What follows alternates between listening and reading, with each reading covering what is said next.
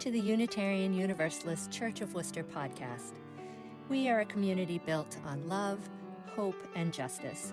Our goal is to inspire people to take on the challenges of a changing world.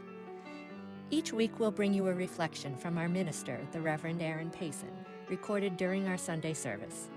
Maybe it'll move you, challenge your thinking, or even stir up a little righteous indignation. That's all welcome here. Thanks for listening.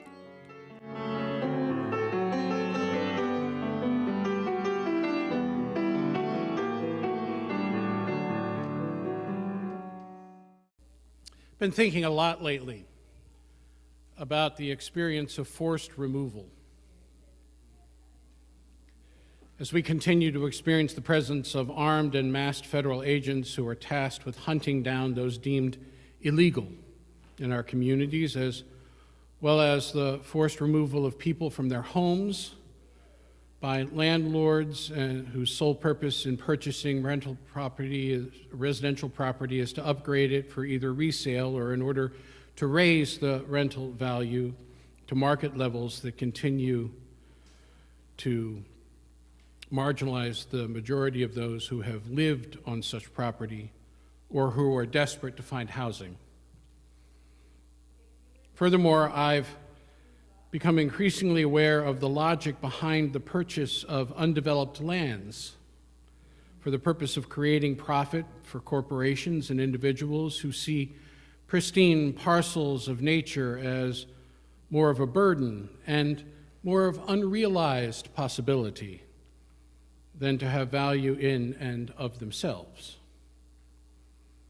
This morning, I want to suggest that all of these have a common basis in a social conception grounded in a 500-year-old set of religious doctrine that gave the first colonizing forces of Europe the right to claim lands that they had discovered.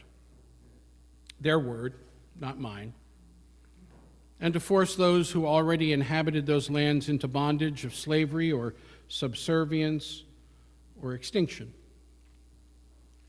In her book, White Trash, Nancy Eisenberg writes, the English colonial vision, distant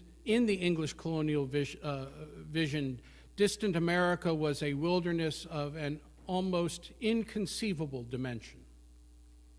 For the French, it was the habitat of a simple and uncorrupted people whom were whimsically called cannibals, slyly challenging the popular image of brutes gorging on human flesh.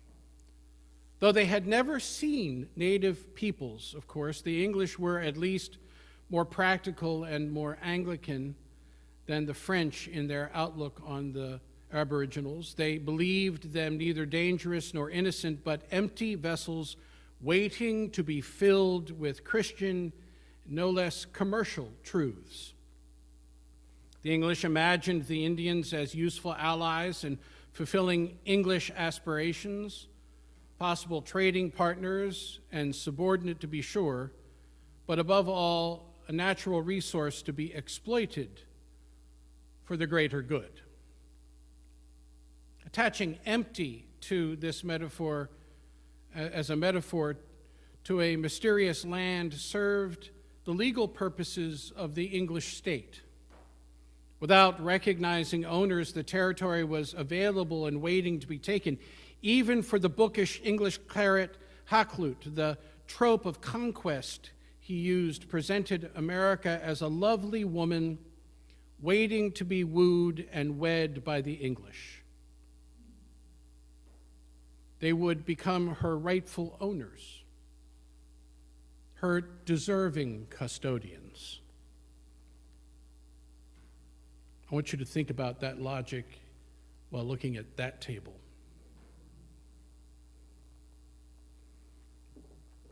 It was all a fiction, of course, because the land was not really inane, vacuum, void and vacant as the English conceived it. However, any land had to be taken out of its natural state and put into commercial use.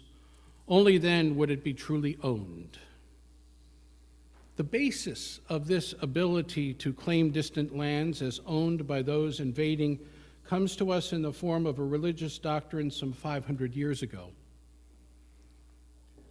Antonia Malchek notes in her 2024 article, The Doctrine of Discovery's Disastrous Legacy, the doctrine of discovery is a set of papal bulls issued in the 1400s in which the then Pope gave official Catholic blessing to Portuguese and Spanish monarchs wishing to claim land they'd discovered, as well as all the land's resources and people. A Pope issues a declaration or a bull today in the 2000s, and much of the world might not notice, but in the late 1400s, the Catholic Church in Europe was nearly all-powerful.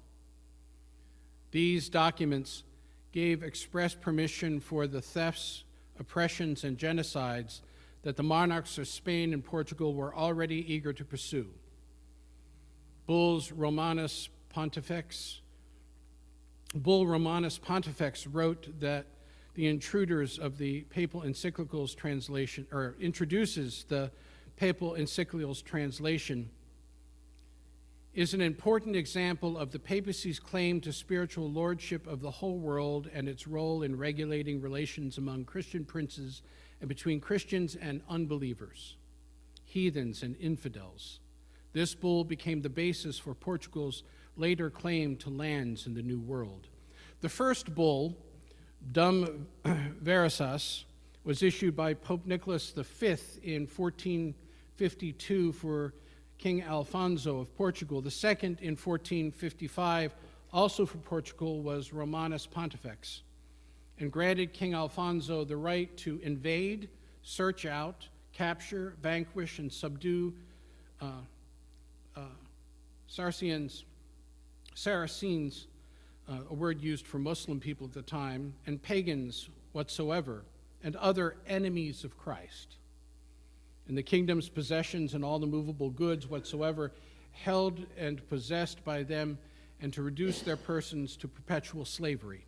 In other words, writes Malachek, granted the King of Portugal the right to appropriate all said kingdoms, possessions, etc., that Alfonso's representatives happened to come across, and convert them to the crown's own use and profit, including people. In their book, Unsettling Truths, the ongoing dehumanization legacy of the doctrine of discovery, Mark Charles and Songchara comment that the church claimed that what benefited the European colonial powers would benefit the church. The warped Western social imagination that saw slavery as just a just and legal institution would be rooted in the dysfunctional assertions of this papal bull. The doctrine of discovery deemed as just and lawful what benefited the European powers, affirming the privilege of the pure European Christian to determine what is right and just. Because the pure European body held an inherent spiritual worth, the actions of European Christians would be deemed just. And King Alfonso, as the true image bearer of God, held the right to discover the land and to pass along the rights to that land to his children and to his people. Alfonso would operate as an agent of God, while the conquered and enslaved people would have no agency before God.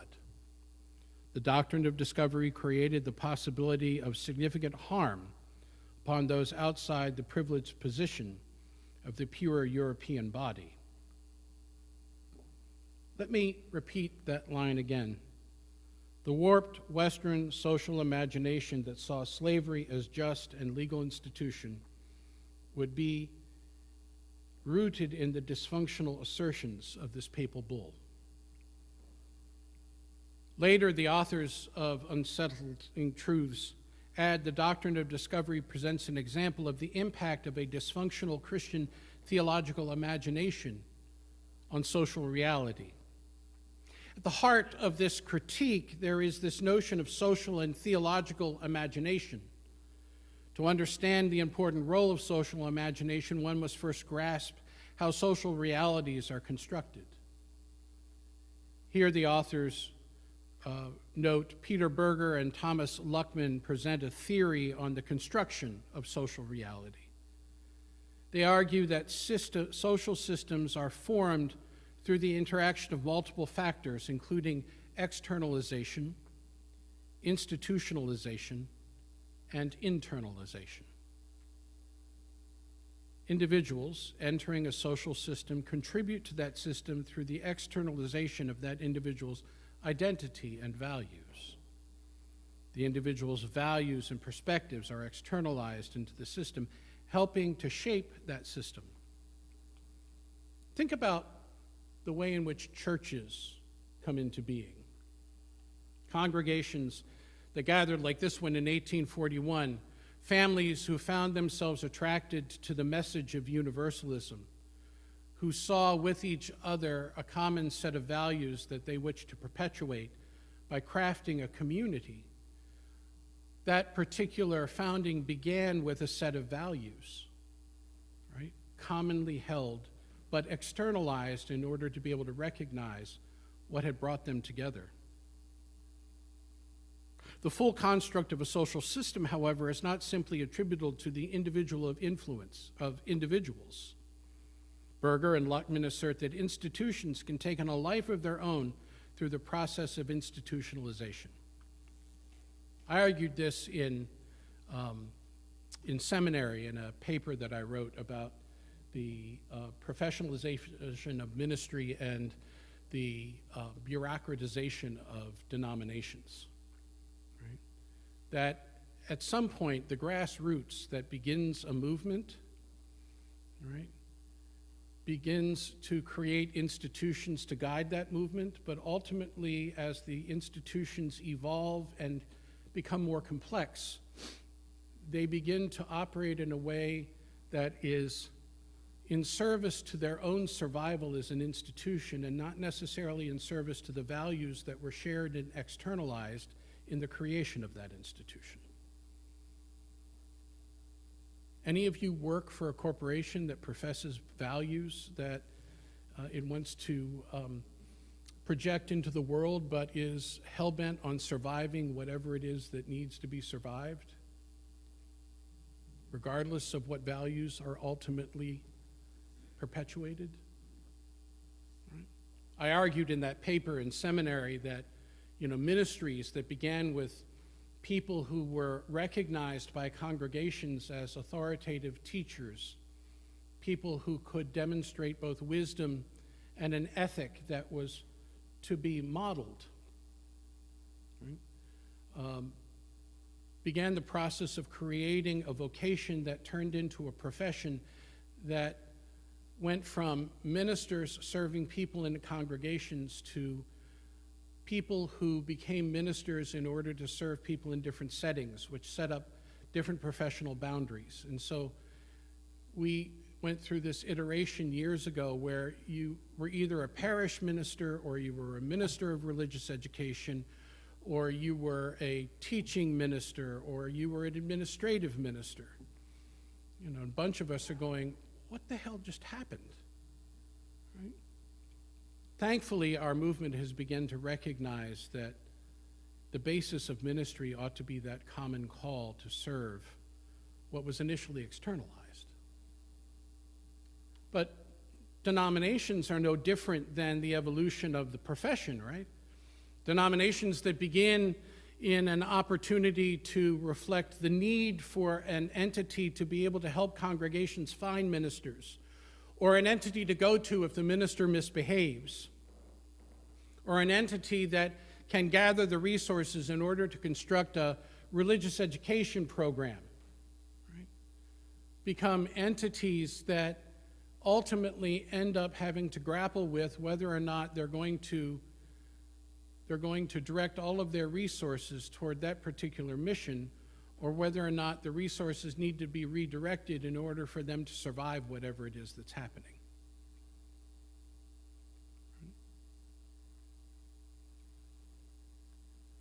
So Bergman and Luckman assert that institutions can take a life of their own, and process of institutionalization, social systems become an external object that is institutionalized and now begins to exhibit a value system that has moved beyond the specific values of individuals who initially shaped the system.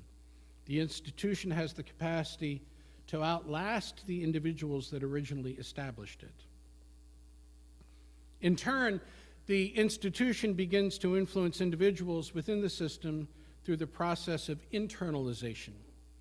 The institutionalization of the social system helps create an external objective reality, and individuals within the system now begin to take on and internalize those values and reality.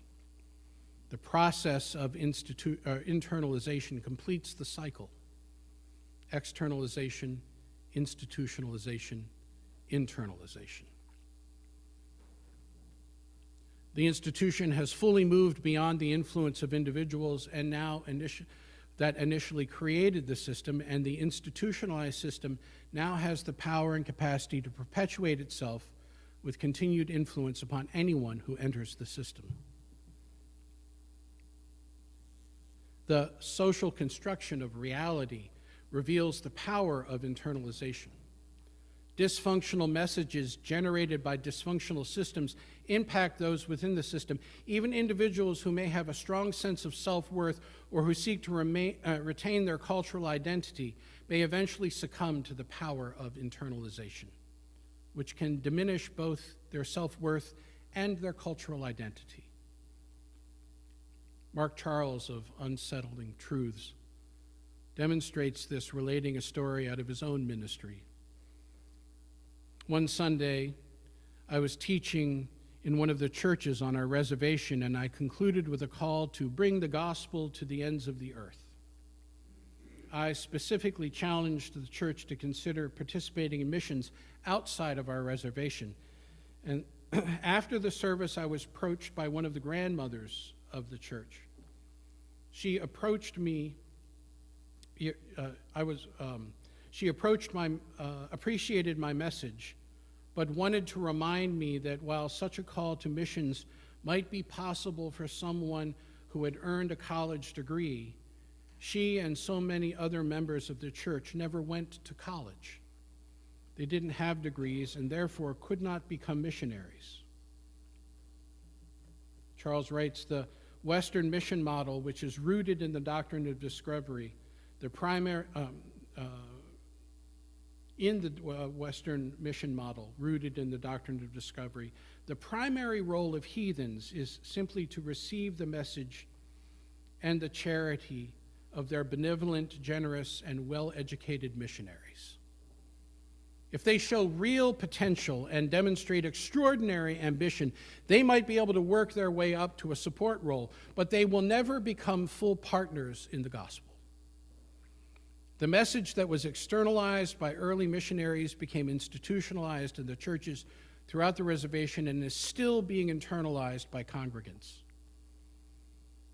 In similar fashion, the doctrine of discovery emerged from an externalized worldview by European Christian powers that became institutionalized in the European colonial powers and would become internalized by the world conquered by those European powers.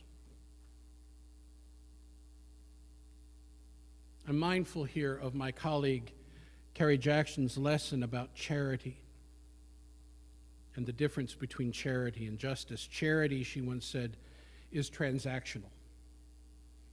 Justice is relational, which flies in the face of a construction of social realities where some are deemed unworthy to be brought into authentic relationship, consigned by their inherent state to only receive the largesse of those who have been deemed more worthy. Such awareness often gives me pause when I encounter attempts to solve the problem of, name it, the problem of poverty, the problem of homelessness, the problem of domestic violence. Because far too often that conversation begins among agencies and municipalities who have the power to distribute resources and give access to those resources to those who are deemed acceptable by those agencies and municipalities. And I wonder what the process might look like and how it would function if we turned that process on its head and began gathering those whose lives had been turned upside down and placed them at the center of the conversation. And I think placing them at the center of conversation is actually demonstrating a colonial way of thinking. Creating space and community so that we are all able to center on their experience may be more apt. Partnering and companioning them to communicate what processes would be most beneficial to assist in gaining housing or employment or safety or physical and mental health. If the conversation here could begin with asking what their experience has been and what they imagine themselves being able to be and do given the opportunity to thrive. So much of what we do as charity brings with it the trappings of a system that says you are only worthy of charity, not companionship, not community. Such relationships would elevate the role of imagination to envision and feel beyond present circumstances and systems to create different possibilities and potential.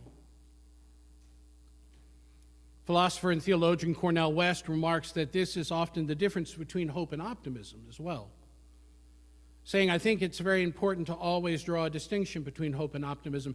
Hope and optimism are two very different things. Hope is about making a leap beyond the evidence that is given to you.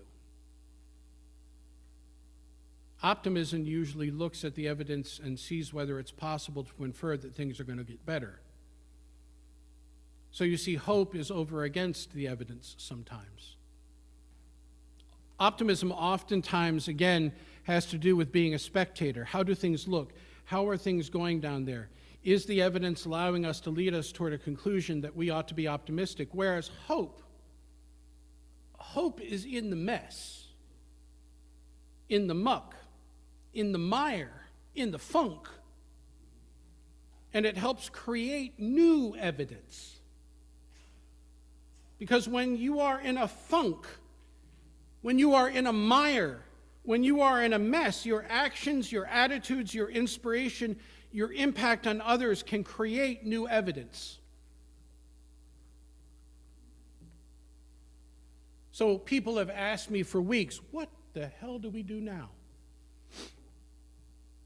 And I go back to West. I'm like, well, where are you? Well, I'm reading everything and I'm looking at everything, which means we're all trying to find out if there's evidence that things are going to get better, and we are sinking deeply into the mire and the muck. And instead of actually leaping into it with everything we have and saying, this is not the reality that we are going to continue to abide, we complain, we bitch, because we can't find any evidence that things are going to get better.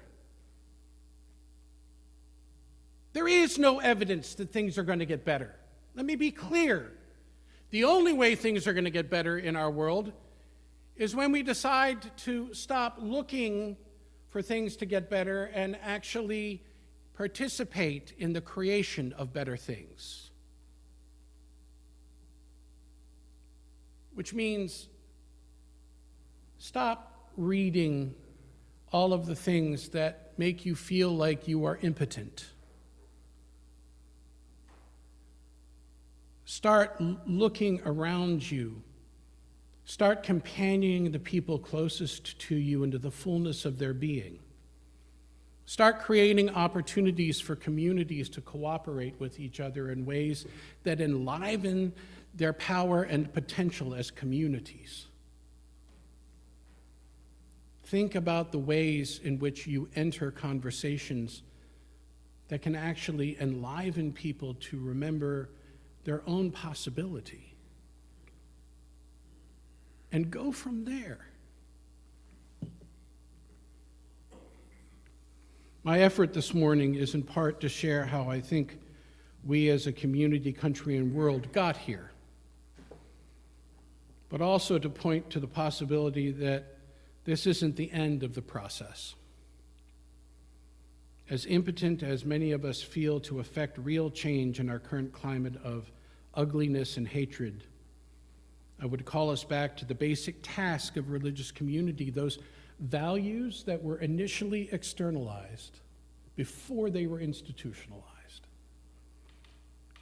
which is to propagate a different vision of the world,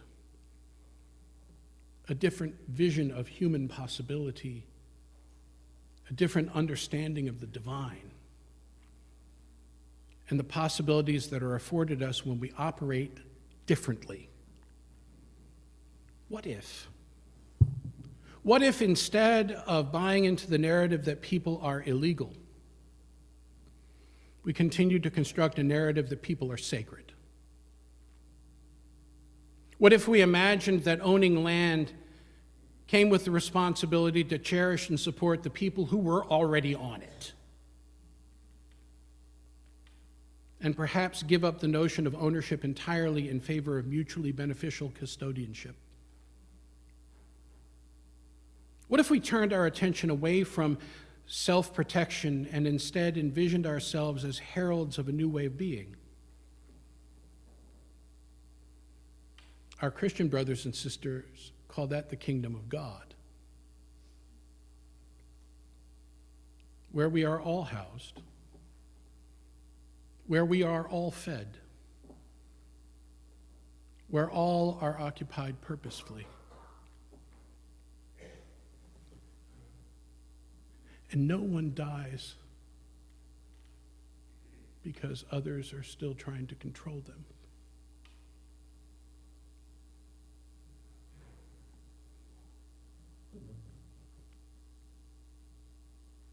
There's more to come on all of this. But for now, let us say, Amen, and blessed be.